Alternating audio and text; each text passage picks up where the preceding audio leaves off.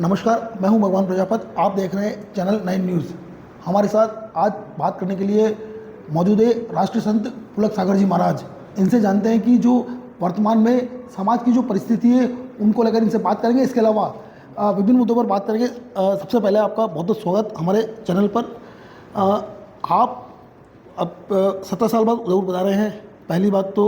और दूसरी खास बात यह है कि आपकी जब ज्ञान गंगा महोत्सव होता है या जब प्रवचन होते हैं तब हजारों लोग उसमें शामिल होते हैं। मैं आपसे जानना चाहूँगा कि इस तरह की जो परिस्थिति है आज में समाज में, वर्तमान समय में, उसको लेकर आप क्या कहेंगे? क्योंकि जो विकृतियाँ पैदा हो रही है, जिस तरह की बदलाव देखे गए हैं, उसको लेकर आप क्या कहेंगे? परिवर्तन जगत का स्वभाव है। परिवर्तन तो होता ही है। कुछ नई चीजें आती हैं समाज में। हर पुराना अच्छा हो ये जरूरी नहीं है, और हर नया खराब हो ये जरूरी नहीं। पुराने में भी बहुत सारी बुराइयां थी, क्रूतियां थी, ऐसी परंपराएं थी जहां आदमी का शोषण होता था। पुराने जमाने को देखो तो दास बिका करते थे, आदमी को चौराहे पे बेच दिया जाता था, सती बना दिया जाता था। तो वो पुरानी परंपराएं अच्छी नहीं थी। आज देश विकास कर रहा है, उन्नति की ओर जा रहा है। आज़ादी के बाद हम जहाँ पर भी पहुँचे हैं, पुराना भारत, 75 साल पुराना भारत देखो, आज का भारत देखो, कहाँ से कहाँ हम पहुँच गए। तो ये बात अलग है कि नई सभ्यताएं जब जब आती हैं, हर युग की अपनी एक सभ्यता होती है। नई सभ्यताएं आती हैं तो कुछ बुराइयां उनके साथ आती हैं, लेकिन जब तक सत्संग होता है, धर्म के प्रति आस्था होती है, धर्म गुरु, विचारक, चिंतक, मनीषी हमेशा उन बुराइयों पर प्रहार करते हैं। उन प्रहारों को सुनकर आदमी के जीवन में वह आदत और संस्कार बनते, जीवन बदलता है। फिर भी मैं कहूँगा कि आज जो संस्कारहीनता चली आ रही है, तो वह संस्कारहीनता के लिए सत्संग बहुत जरूरी है। उससे संस्कार आरोपित किए जा सकते हैं। और कोई कमी नहीं हमारे देश में। रोटी है, कपड़ा है, मकान है, पैसा है, सब चीज़ है। नैतिकता की कमी आ रही है, उसके लिए भरसक प्रयास हम कर रहे हैं। फिर भी हमारा देश ऐसा संवेदनशील है कि मैं बुराई नहीं कर सकता आज के युग की, कि जब कभी बम विस्फोट होता है और जब अचानक लोग मरते हैं तो सड़क पे जो कराह रहे हैं, चीख रहे हैं, उस समय हमारे भारत का आदमी ये नहीं देखता है कि ये हिंदू है या मुसलमान है, वह केवल दर्द सुनता है।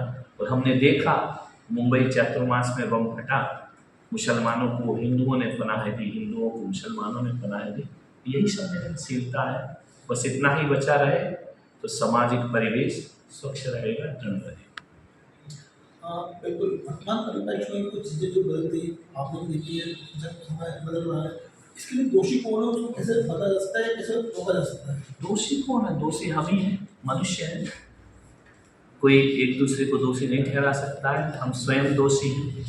मैं ये नहीं मानता हूँ कि मोबाइल देखकर, इंटरनेट देख करके आदमी या बच्चे बिगड़ते हैं। नहीं, मोबाइल इंटरनेट पे आज अच्छी चीज़ें भी आती हैं, लेकिन जो बिगड़े हुए हैं वो बिगड़ी चीज़ देखते हैं, जो अच्छे हैं वो अच्छी चीज़ देखते हैं। तो दोनों ही पहलू हैं। तो बिगड़े हम स्वयं हैं, दोषी हम स्वयं हैं। भारत कोई जमीन का टुकड़ा नहीं है। तुम भी भारत हो, मैं भी भारत हूँ, ये भी भारत है। हर व्यक्ति सुधरेगा, भारत सुधर जाएगा। तो दोषी तो हम स्वयं ही हैं। और इतना 21वीं सदी में कंप्यूटर इंटरनेट के युग में जी रहा है आदमी, इतना ज्ञान और अनजान तो नहीं है कि गलत कामों में कौन दोषी है, मेरा कितना सहयोग है, ये तो हर आदमी समझता है। बिल्कुल। वर्तमान में जो है वो युवा पीढ़ी पाश्चात्य संस्कृति की ओर बहुत तेजी से बढ़ रही है। कहीं न कहीं जो भारतीय संस्कृति है वह यूँ कह सकते हैं कि उनको पीछे छोड़ा जा रहा है, उस संस्कृति को बहुत तेजी से अपनाया जा रहा है। थोड़ा सा उल्टा हो रहा है। पाश्चात्य देश भारतीय संस्कृति को अपना रहे हैं और हमारा देश पाश्चात्य संस्कृति को अपना रहा है। इस सर्कल थोड़ा घूम रहा है और कई भारत की चीज़ें विदेशी लोग बहुत लाइक करते हैं, अपने जीवन में अपनाते हैं। हमारे यहाँ क्षमा बोली है, वो लोग बात बात पर सॉरी बोलते हैं। हमारे यहाँ सॉरी बोलने में ऐसा लगता है कि छाती पे चट्टान रखी हो किसी ने, लेकिन उनके नेचर में हर चीज़ में सॉरी बोलना, ये बात उनकी बहुत अच्छी है। उनकी सड़कें स्वच्छ रहती हैं। ये बात पाश्चात्य संस्कृति की बहुत अच्छी है।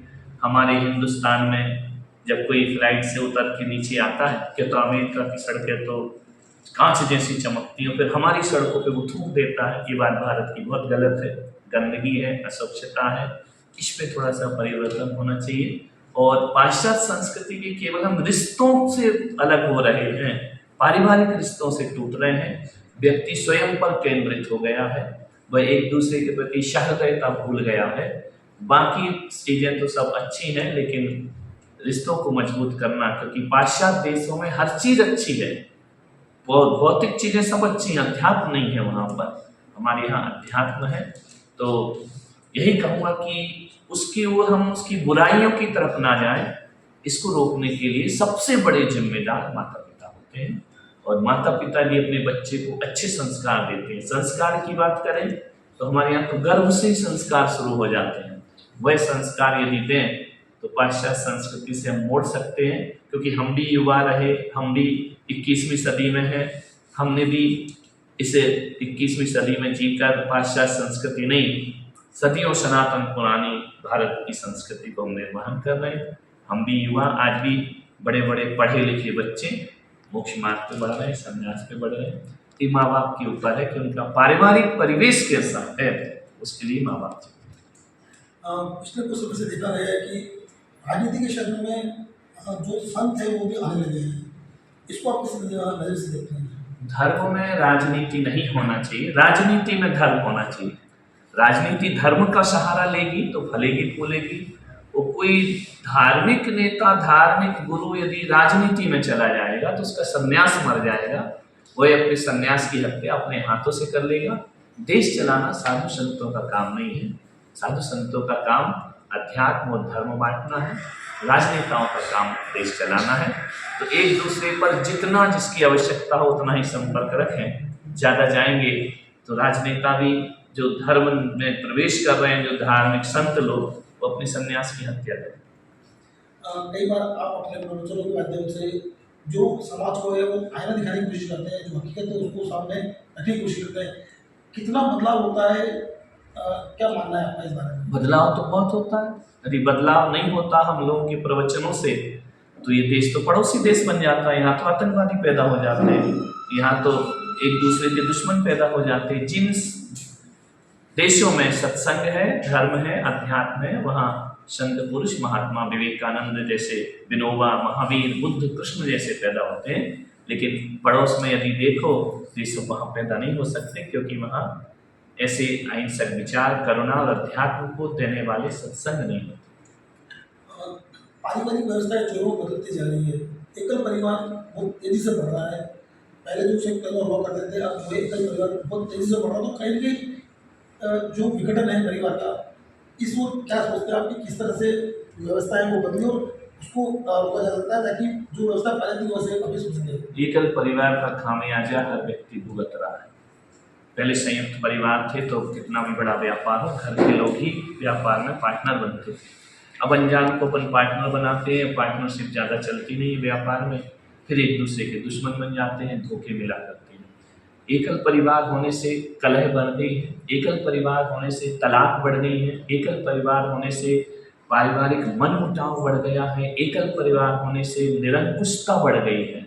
और इसका खामियाजा एक समाज भुगत रही है। धीरे धीरे हम लोगों को समझ आ रहा है कि नहीं, संयुक्त परिवार ही सब कुछ है। इसके लिए मैं एक ही चीज़ कहता हूँ कि हम लोग जैन हैं, हम लोग वैश्य हैं, भारत के अधिक से अधिक लोगों को सबसे पहले नौकरी करना छोड़ना पड़ेगी। जॉब करना छोड़ोगे, व्यापार करोगे, संयुक्त परिवार होगा।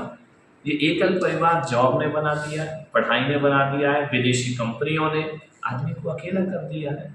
तो शहरों में बड़ी बड़ी कंपनियां आ गई हैं, वह जॉब देती हैं, सर्विस देती हैं, पति पत्नी, पत्नी भी सर्विस कर रही है, पति भी सर्विस कर रहा है। तो फिर संयुक्त परिवार रहेगा कैसे? पहले एक कमाता था, चार खाते थे, आज चार कमाओ तो भी सब मिलके कहते हैं कि हमारे यहाँ कमी है, पैसा नहीं है। तो मैं चाहता हूँ कि महिलाएं शिक्षित ना हो, ऐसा नहीं कहता हूँ, पढ़ें लिखें, लेकिन इतनी ना हो कि परिवार बिखर जाए। बिल्कुल। आप 17 साल बाद लोग बना रहे हैं, इस चातुर्मास के माध्यम से आप किस तरह संदेश देना चाहेंगे समाज को? देखो, उदयपुर क्या, पूरे हिंदुस्तान में भी घूमा हूँ, आदमी वही है। राजस्थान हो, गुजरात हो, मध्य प्रदेश हो, छत्तीसगढ़, इंसान तो इंसान है। और इंसान जहाँ रहेगा वहाँ लड़ेगा, झगड़ेगा, काम, क्रोध, मोह, मद, लोभ, माया उसके साथ जुड़ी हुई है, जन्मजात जुड़ी है, उसके ब्लड में है, उसके संस्कार में है। तो समस्याएं वही है, चाहे मैं उधर रहूँ, चाहे कहीं भी रहूँ। नैतिक पतन आदमी का हो रहा है, इंसानियत आदमी की खो रही है। बस उसकी ही स्थापना मैं यहाँ कर सकता हूँ, कांपते अधरों को मुस्कान दे सकता बहुत बहुत धन्यवाद आपका।